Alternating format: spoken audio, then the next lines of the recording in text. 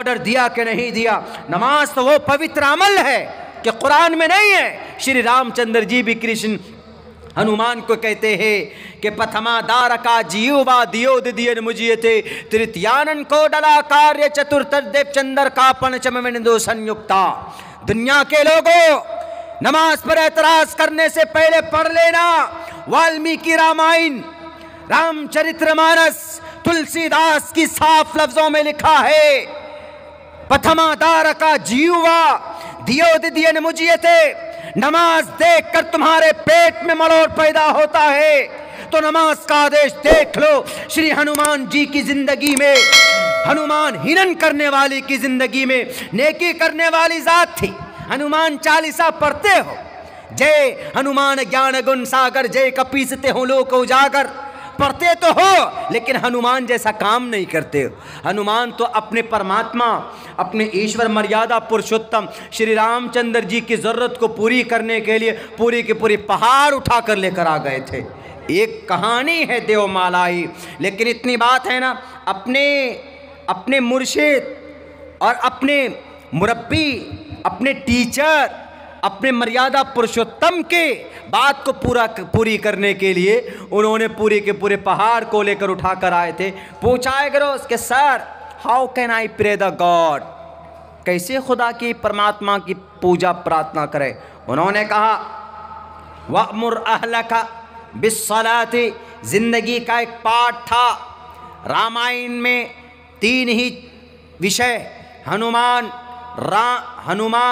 राम सीता और रावण, ये 3 पार्ट हैं बस।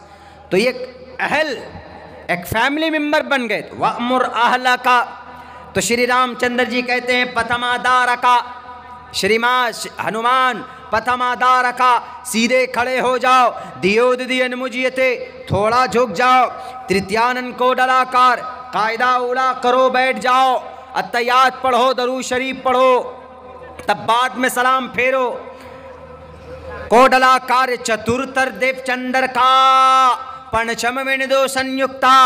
मैंने पहले भी ये बात कही, आज भी कहता हूँ, इसलिए कि ज़रूरत, हमारे नौजवान नमाज पढ़ना नहीं जानते। पूछे नमाज में क्या पढ़ते? सूरह फातिहा। डू यू रिमेंबर द सूरह फातिहा? अल्हम्दुलिल्लाहि रब्बिल आलमीन अर्रहमानिर रहीम मालिक यौमिद्दीन इय्याका नअबुदु व इय्याका नस्तईन इहदिनस सिरातल मुस्तकीम सिरातल लज़ीना अनअमता अलैहिम गैरिल मग़ज़ूबि अलैहिम वलद्दाल्लीन। उसके बाद कौन सी सूरत पढ़ते? हमारे नौजवानों को नहीं मालूम, सूरह इखलास तक उन्हें पता नहीं।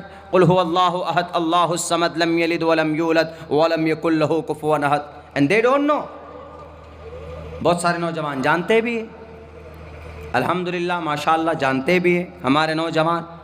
मेरे नौजवानों, मैंने शायद कहीं पर तकरीर की थी जवानों के ताल्लुक़ से, आप इस कौम की तकदीर, आप इस मिल्लत की तकदीर, जिसके अंदर जिस दिन आपके अंदर तब्दीली आ जाए, आप सत्य मार्ग का दर्शन करने लग जाओ, जिस दिन आप अपनी ज़िंदगी का एक टारगेट तय कर लो, उसी दिन से देख लेना अगर इलाके समाज के अंदर तब्दीली ना आए तो मुझे कहना।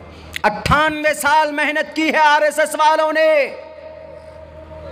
पेट्रोल 150 रुपए लीटर हो जाए, मर जाएगा वो, बाइक में आग लगा देगा वो, लेकिन कभी भी आरएसएस और मौजूदा सरकार के खिलाफ जुबान नहीं खोलेगा। क्यों? उसकी तरबियत हुई है। डेली 3-3 घंटा टाइम देते हैं आरएसएस को ट्रेन करने के लिए। आप देख लीजिए कि क्या तारीख रही। 3-3 घंटे कौन? बूढ़े लोग चड्डी पहन कर जाया करते थे, कहाँ? नागपुर के हेड ऑफिस में। डेली सुबह तलवार चलाना सीख रहे हैं, घोड़े पर बैठकर घुड़दौड़ सीख रहे हैं। जो काम आपको करना था वो काम they are doing right now, आजकल वो कर रहे हैं। और हमारे नौजवान ओप्पो, वीवो, हमारा एक दोस्त मैसेज किया, हज़रत मौलाना कौन सा मोबाइल लें? हमने कहा कि भाई मेरे पास 2 साल पुराना मोबाइल है, सैमसंग M30। बोला बहुत हैंग करता है, बोला बहुत फास्ट चाहिए। हमने कहा बहुत फास्ट चाहिए तो आईफोन ले लो। बोला क्या करोगे? बहुत फास्ट मोबाइल क्यों चाहिए? बोला हज़रत सेल्फ़ी सबसे बेहतर जिसमें आता उसी का नाम बताइए। बताए सेल्फी के लिए मर रहे हैं। वो उसको पूछना ये चाहिए था, अपनी शरीयत के बारे में पूछते, अपने पवित्र नबी पाक अलैहिस्सलातु वस्सलाम आका की ज़िंदगी के बारे में पूछते, अहादीस के बारे में पूछते। उसके बारे में कोई तड़प नहीं, बस अगर है तो सेल्फी लेने की होड़ लगी हुई। मेरे भाइयों, मेरे साथियों, हमें और आपको अपनी ज़िंदगी के अंदर जो मामलात होते हैं छोटे छोटे, उनको सही करने की ज़रूरत है। जो भी लेन देन होता है, किसी से हम पैसा लेते हैं या किसी के साथ कुछ हमारे मामलात होते हैं, तो पूरे ईमानदारी से काम कीजिए। हमारे साथ एक मुकर्रिर हैं, मैं नाम नहीं लूँगा, हमारे इसी सीमांचल के, अगर उन्होंने आपको सफ़र में 5 रुपये दिया है तो मांग कर लेता है। क्या कहता है? हज़रत मौलाना मैंने 5 रुपये दिया था उस दिन, दीजिए। और अगर उसके पास किसी का 1 रुपये है तो वो 1 रुपये देता, 2 भी नहीं देता, 1 ही देता है। ऐसे करके अगर 2 दे दिया तो 1 मांग के ले लेता। तामलू कल इख्वान, ताशरू कल इख्वान व तामलू कल अजानिब। ज़िंदगी गुजारो भाइयों की तरह, मामलात करो अजनबी की तरह, बिल्कुल अजनबी की तरह। पैसा ले लेते, अरे भैया ज़रा 10,000 रुपये दे दो, दे दिया। वो 10,000 उस रुपये वसूलने में 10 महीने लग जाते, नहीं मिलते पैसे। और यही कर्ज़ लेकर, अल-क़र्ज़ु मिक़राज़ुल मुहब्बा, यह कर्ज़ जो है मोहब्बत की कैंची। मोहब्बत, अगर आपके बीच में दोस्ती है तो नफ़रत पैदा करना है तो उससे कर्ज़ दिलवा दो, एक दूसरे से कर्ज़ दिलवा दीजिए।